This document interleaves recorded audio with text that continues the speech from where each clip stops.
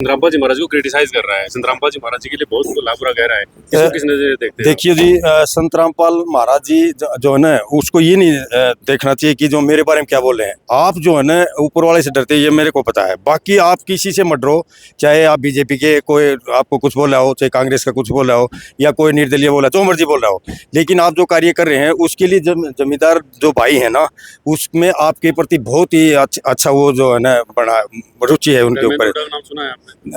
देखो जी, धर्मेंद्र हुड्डा हो या अपने दीपक ये क्या अपने जो भूपेंद्र हुड्डा हो या दीपेंद्र जी हो, जो भी हो, मान लो वो एक बार आए थे कभी इधर हमारा एमपी है, हालांकि अभी जो भी है उसको ये नहीं पता हुआ कि शायद जताई गांव में पानी भरा हुआ है। यहाँ का एमएलए है, उसको ये पता नहीं है कि शायद जताई गांव में पानी भरा हुआ है। क्योंकि हमारा जो आपने देखा होगा, अभी आप इस साइड से आए हो, इस साइड में जताई बिल्कुल सही है। आप इस साइड में थोड़े से चले जाओ, आपको जो है 6 फीट पानी मिलेगा। आज यहाँ पर तीसरी बार जो है ना जमींदार जो है ना अपनी फसल लगा रहे हैं। और आपको पता है कि एक बार एक एकड़ में जो है ना अगर धान की फसल हम लगाते हैं तो उसके ऊपर कितना खर्चा आता है। ये जमींदार तीसरी बार लगा रहे हैं। यहाँ पर ऐसे ऐसे जमींदार हैं कि जो बेचारे अभी जो है ना आत्महत्या करने के कगार पर खड़े हो गए हैं। क्योंकि 1995 के बाद से लेके और आज मान लो 26 और 5 31 साल हो गए हैं। 31 साल से जो है ना यहाँ पर पानी भरा हुआ है। किसान की खेती में जीवन संतरामपाल जी महाराज बचा रहे हैं। उसके बाद भी एक आर्य समाज है, वह धर्मेंद्र हुड्डा संतरामपाल जी महाराज के पीछे पड़ा हुआ है कि उसका आश्रम बंद करवा कर रहेंगे।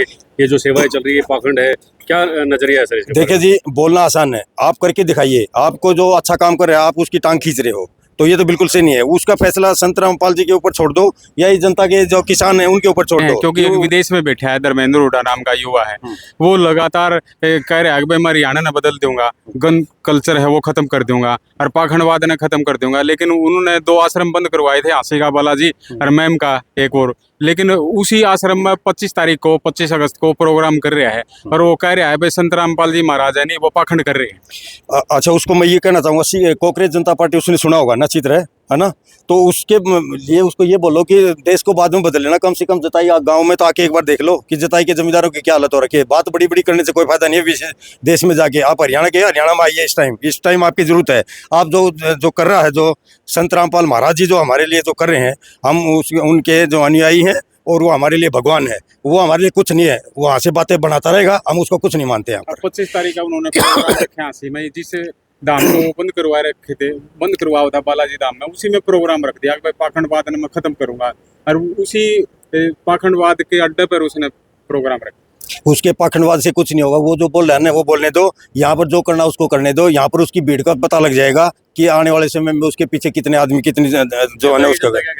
जताई की जनता हमारे संतरामपाल जी के लिए भगवान है। आप किसी भी आदमी से आज पूछ लो, आज पहली बार जो है ना इन्होंने ये देखा है कि जताई को बचाने के लिए संतरामपाल जी खड़े हो गए हैं यहाँ पर। 25 तारीख का प्रोग्राम में जाओगे? बिल्कुल नहीं जाएंगे, हम उसका सख्त बहिष्कार करेंगे। वो हमारे लिए कुछ नहीं है। संतरामपाल जी हमारे लिए सब कुछ है। क्या नाम है? मैं सूबेदार मेजर दिलवर सिंह।